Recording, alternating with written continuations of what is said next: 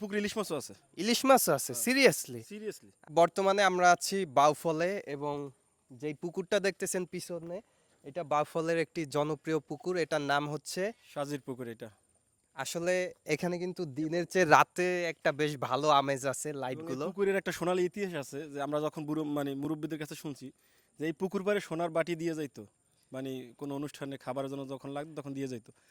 এখান থেকে একটা লবণের বাটি চুরি হওয়ার কারণে তারপর থেকে দেয় না। আচ্ছা, এইটা এর সেই এর পুকুরটা। মানে এই পুকুর মানে খুবই আদি পুকুর, অনেক অনেক আদিম অনেক পুকুর। অনেক আগের পুকুর এবং এই পুকুরে ইলিশ মাছও আছে। ইলিশ মাছও আছে হ্যাঁ। সিরিয়াসলি? সিরিয়াসলি। আয় হায় কি মানে কয়, চাপলি মাছ। চাপলি? চাপলি। ও যাক, আমি ভাবছি আসল ইলিশ মাছ।